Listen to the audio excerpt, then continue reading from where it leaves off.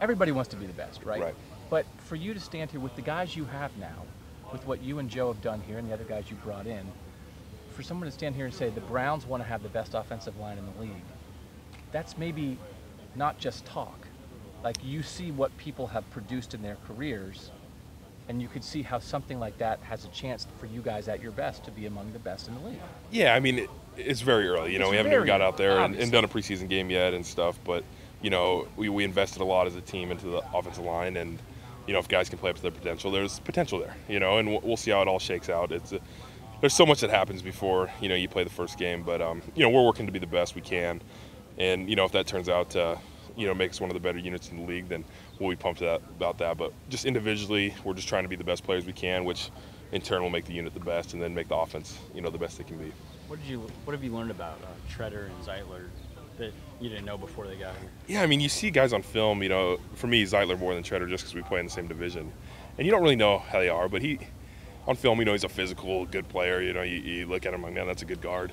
But he loves football, man. He's all about football, Zeitler for sure. You know, he's real focused. He's real determined. He gets real down on himself if he makes a mistake. But I think that's any great player. You know, they don't want to be the guy that's, you know, causing anything. But he's so solid, and you know, I kind of like work with him because he's kind of a beast in the weight room. You know, he's out there always doing the extra stuff, and he just loves football. And then to me, JC's real smart. I know he went to Ivy League school and stuff, and you don't really know about that, but you know, I don't know. I didn't take any hard classes at Harvard or Cornell or anything, so I don't know how hard they are. But you know, he's a smart guy, and he's putting us in the right positions on offense. And I think to have someone in the center of your offensive line that can really bring it together, you know, kind of like an Alex Mack effect of knowing what to do and stuff, is going to be really helpful for the team. Did they fit in right away? I mean, is it?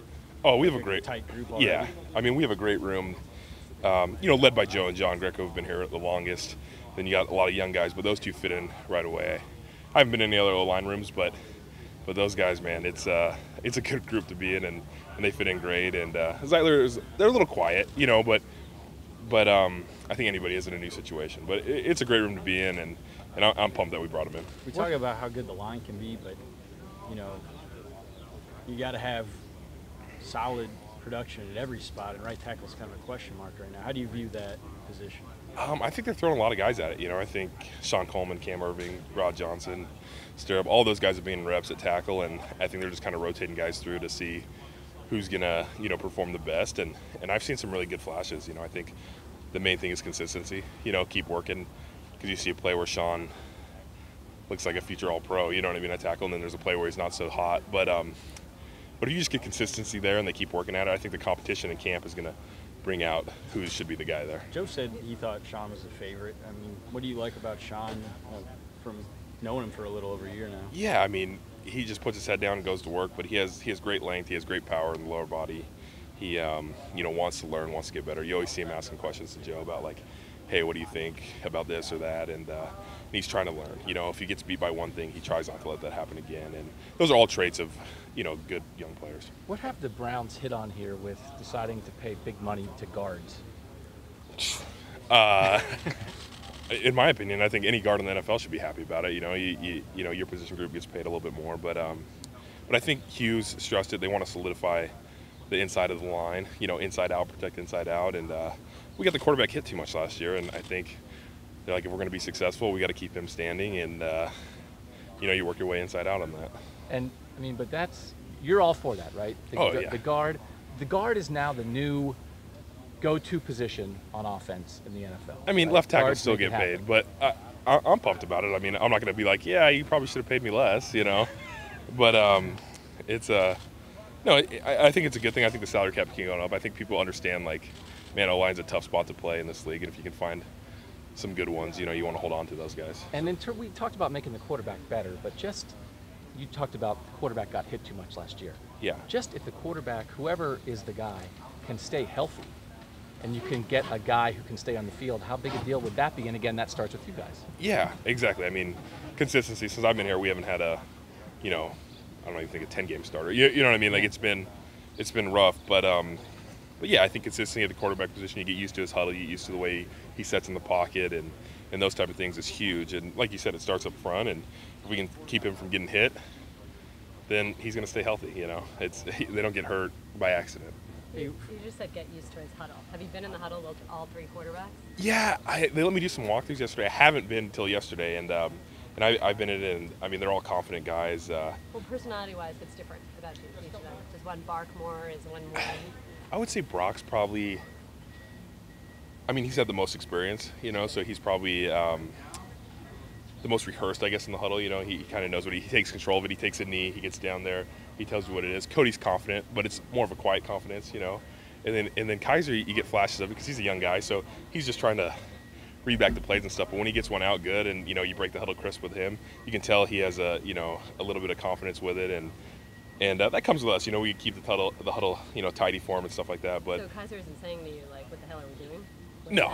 No, he's got it down. You know, Hugh will, you know, tell him what the play is, and he's out there. I think he's been in the limelight. You know, he coming from Notre Dame, he's played in some big games, and so I don't think that scares him at all. But I think they're so focused on themselves too, like knowing what play to do and doing the right things that, you know, they tell us to play, and we get out of the huddle and we're good to go. So no jokes, like no one's really loose. Or... See, I haven't got that much experience because I've been, you know, out for a little while, but I think we're trying to get the plays out, and we're worried about what the defense is doing and stuff right now. But I think when we get to the season, we'll have training camp. We'll have a little bit more fun with it. Do you feel like you'd like to know who's the number one in camp or early in camp? You talk about consistency in the huddle. Do you like this decision kind of made?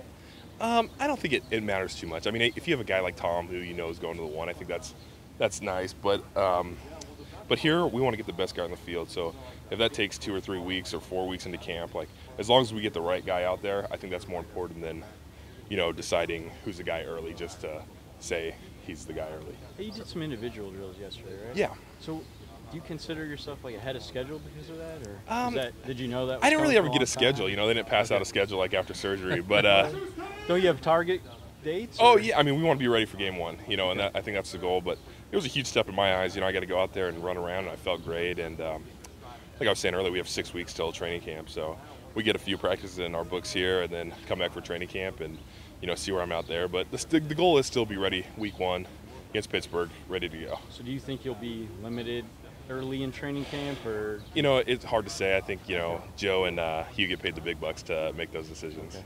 But you feel good? You feel Yeah, I feel really good. I mean, the training staff and everybody's done a great job, and, you know, I've spent a lot of time in Cleveland this offseason, but it's been worth it. You know, I feel great, and I'm ready to go. You know, when they let me go, I'll be ready. So is Joe putting in any work at all? Or is he Yeah, no, he did the walkthrough yesterday. He's been, you know, in the weight room killing it. He's as strong as I've been around him. So he's getting ready to play. He knows his body. He knows what he has to do. You know, I think this break he'll ramp it up a little bit, but, you know, he's going into year 11. He's played a lot of snaps, and I think he'll be ready week 1 too. Does he seem any different about the young blood than he was maybe a year ago? I mean, you've got a confident guy in Myles Garrett going against him. Oh yeah.